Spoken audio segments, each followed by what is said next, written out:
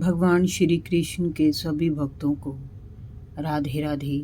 जय श्री कृष्ण। आज मैं आपको सुनाऊंगी भागवत महापुराण में तृतीय स्कंद में 28वां अध्याय अष्टांग योग की विधियां। श्री कपिल भगवान ने कहा, माते, योग के द्वारा चित्त शुद्ध एवं प्रसन्न होकर परमात्मा के प्रति उन्मुख हो जाता है।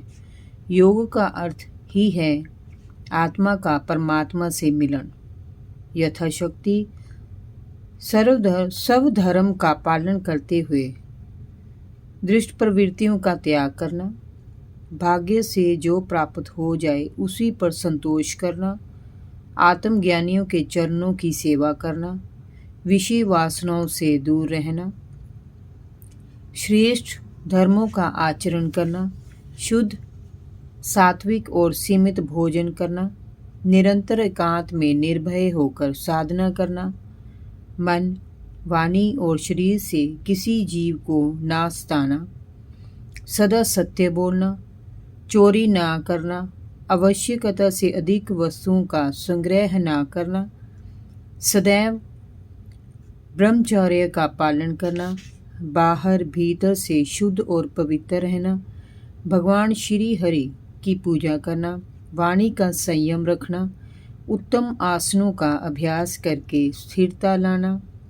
धीरे धीरे प्राणायाम के द्वारा श्वास के आरोह अवरोह को संतुलित करके जीतना, मन को स्थिर करके इंद्रियों पर नियंत्रण करना और उसे मूलाधार आदि किसी एक चक्र में स्थित करना ध्यान योग कहलाता है। प्राणायाम में साफ सुथरे स्थान पर सीधे बैठकर आरोह अवरोह द्वारा श्वास को एक स्वर से लंबा खींचकर रोकें और उसे दूसरे स्वर से बाहर की ओर छोड़ें। फिर दूसरे स्वर से उसे ऊपर की ओर खींचकर पहले स्वर से बाहर की ओर छोड़ें। इस क्रिया को पूरक, कुंभक और रेचक कहा जाता है। इसे अनुलोम विलोम के द्वारा करना चाहिए। इससे प्राण का मार्ग स्वच्छ हो जाता है और चित्त स्थिर तथा निश्चल होने में सहायता मिलती है। प्राणायाम द्वारा शरीर के अनेक रोग स्वतः ही शांत हो जाते हैं। जिस प्रकार वायु और अग्नि से तपाया हुआ सोना अपनी मैल को त्याग देता है, उसी प्रकार जो योगी प्राण वायु को जीत लेता है उसका मन बहुत शीघ्र शुद्ध होकर चमकने लगता है। अष्टांग योग के 8 अंग हैं, जिनके आधार पर इसे अष्टांग योग अथवा राजयोग के नाम से पुकारा जाता है। ये 8 अंग इस प्रकार है: यम, नियम, आसन, प्राणायाम, प्रत्याहार, धारणा, ध्यान और समाधि। यम ये 5 हैं: अहिंसा, सत्य, असत्य, ब्रह्मचर्य और अपरिग्रह। अहिंसा में मन, वाणी तथा कर्म से किसी जीव को किसी प्रकार भी कष्ट न पहुंचाना है। सत्य में इंद्रियों के द्वारा जैसा ग्रहण किया है उसे वैसा ही वाणी के द्वारा प्रकट करना होता है। असत्य में कोई भी वस्तु अथवा पदार्थ बिना उसके स्वामी की स्वीकृति के ना लेना। ब्रह्मचर्य में मन, वचन और कर्म से काम भावना पर पूर्ण नियंत्रण करना होता है। अपरिग्रह में साधक के लिए केवल आवश्यकता अनुसार संयम की प्रवृत्ति को त्याग कर मात्र शरीर की रक्षा के लिए वस्तुओं का संग्रह करना चाहिए। नियम ये भी 5 प्रकार की हैं: शौच, संतोष, तप, स्वाध्याय और ईश्वर परिधान। शौच 2 प्रकार का होता है: आंतरिक और ब्रह्म। शरीर के भीतर अंतःकरण को दुष्ट प्रवृत्तियों से मुक्त रखना आंतरिक शौच है, जबकि शरीर को बाहरी प्रसाधनों से स्वच्छ रखना ब्रह्म शौच कहलाता है। संतोष में अपनी शक्ति और सामर्थ्य के अनुसार कर्म करने के बाद जो प्राप्त हो उसी में प्रसन्न रहना होता है। तप में साधक अपने शरीर, प्राण, इंद्रियां तथा मन को अपने अधीन कर लेता है। स्वाध्यायों में धार्मिक ग्रंथों द्वारा भगवान की लीलाओं का अध्ययन किया जाता है। एकांत में बैठकर अपनी स्थूल सूक्ष्म क्रियाओं, प्रतिक्रियाओं को जांचना परखना भी स्वाध्याय है। ईश्वर प्रणिधान में ईश्वर के प्रति पूर्ण समर्पण भाव रहता है। आसन कितने ही प्रकार के होते हैं। आसन वह है जिसमें साधक स्थिर होकर सुखपूर्वक बैठकर ईश्वर का ध्यान कर सके। इसके सिद्ध हो जाने पर साधक को भूख प्यास, सर्दी गर्मी कुछ नहीं सताती। इन्हें पदासन, सिद्धासन, सुखासन आदि नाम दिए गए हैं। इनके द्वारा अनेक रोगों का नाश हो जाता है, शरीर स्वस्थ रहता है। प्राणायाम हमारे शरीर में स्थित अनेक शक्तियों के समुच्चय का नाम है प्राण। प्राण के द्वारा ही शरीर जीवित रहता है। प्राण का ब्रह्म प्रतीक श्वास है। श्वास के आने जाने से ही प्राण के अस्तित्व का बोध होता है। नासिका द्वारा फेफड़ों में श्वास को खींचना पूरक, बाहर निकालना रेचक और अंदर बाहर रोकना कुंभक होता है। जो साधक श्वास के पूरक, रेचक और कुंभक अंगों पर अधिकार कर लेता है वह प्राण को जीत लेता है। इसे प्राणायाम से चित्त पर पड़ा हुआ अज्ञान अथवा माया का आवरण हट जाता है, मन एकाग्र हो जाता है।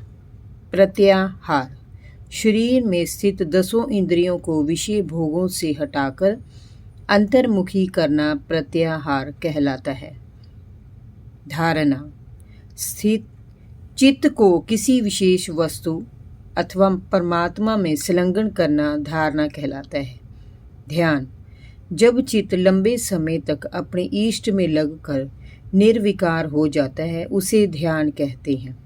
समाधि जब साधक ध्यान में पूरी तरह डूब जाता है और साधक तथा साध्य में कोई अंतर नहीं रहता तब उसे समाधि कहा जाता है। ये समाधि की स्थिति ही जीव आत्मा को परमात्मा के साथ जोड़ देती है, इसे ही योग कहते हैं। माते कुमार्गगामी चित्त को धीरे धीरे एकाग्र करके ध्यान के द्वारा परमात्मा में लगाना चाहिए। पहले आसन को जीते, फिर प्राणायाम के अभ्यास से योग साधना करें। एक साधक यम नियम में बंध कर आसन और प्राणायाम से वात, पित्त और कफ आदि दोषों को दूर करता है। धारणा से पापों को नष्ट करता है। प्रत्याहार से विषय भोग से किनारा करता है। ध्यान से उन राग द्वेषों को दूर करता है जो उसे भगवान से दूर ले जाने वाले होते हैं। योग का अभ्यास करते समय जब चित्त निर्मल होकर एकाग्र हो जाए तब नासिका के अग्रभाग में दृष्टि को स्थिर करके श्री हरि की मूर्ति का ध्यान करें।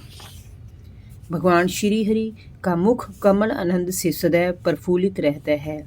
उनके नेत्र कमल कोश के समान रत्नारे हैं। शरीर नल कमल दल के समान श्याम वर्ण है। उनके हाथों में शंख, चक्र, गदा और पद है। कमल की केसर के समान रेशमी वस्त्र पीताम्बर उनके शरीर पर रहता है। उनके वक्ष स्थल पर सवसित चिन्ह अंकित है। गले में कौस्तुक मणि की माला झिलमिलाती रहती है। वनमाला चरणों तक लटकती रहती है। मतवाले भोरे उसके चारों ओर मधुर गुंजार करते रहते हैं। उनके अंग प्रत्यंग में रत्न जड़ित हार, बाजूबंद, कंकण, किरीट और नुपुर शोभायमान है। कमर में करदनी की लड़ियां सुशोभित हैं। भक्तों के हृदय ही उनके आसन हैं। उनका नयनाभिराम रूप अत्यंत शांत एवं मन को आनंदित करने वाला है। उनकी झांकी अति मनोहर है। वह सदैव संपूर्ण लोकों द्वारा वंदित होते हैं। उनका परम यश पवित्र और कीर्तन योग्य है। जो भी उनका ध्यान करता है उसे भगवान का वैकुंठ लोक प्राप्त होता है। श्री हरि के चरण कमलों का ध्यान करके योगी और भक्तगण उनकी कृपा के अधिकारी बन जाते हैं।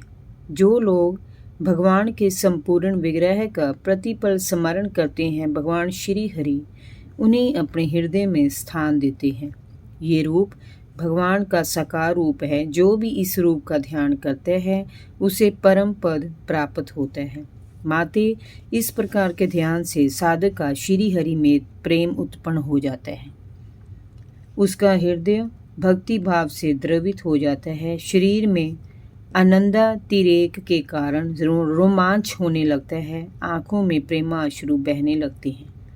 योगाभ्यास से प्राप्त हुई चित्त की गति अविद्या के अंधकार को दूर कर सुख दुख से रहित हो परमात्मा के दिव्य प्रकाश में लीन हो जाती है। जिस प्रकार मदिरा के मद से मतवाले हुए पुरुष को अपनी गति और वस्त्रों का ध्यान नहीं रहता, उसी प्रकार चर्मावस्था को प्राप्त हुए सिद्ध पुरुष को भी अपनी देह का ध्यान नहीं रहता। परमानंद की स्थिति में उसे श्री हरि की रूप माधुरी के अतिरिक्त कुछ भी दिखाई नहीं पड़ता। जिस प्रकार एक ही अग्नि अपने अलग अलग आश्चर्यों में भिन्न भिन्न दिखाई पड़ती है, उसी प्रकार एक ही आत्मा अपने आश्चर्यों के गुणों के अनुसार अलग अलग दिखाई देता है, जबकि वह एक ही होता है। भगवान की इस चिंत्य शक्तिमयी माया को भगवान की कृपा से ही भेदा जा सकता है और परमात्मा के ब्रह्म रूप में स्थित हुआ जा सकता है। जय जय श्री राधे। भागवत महापुराण की जय। कृष्ण कन्हैया लाल की जय। राधा रानी की जय। भगवान श्री कृष्ण के सभी भक्तों को राधे राधे। जय श्री कृष्ण।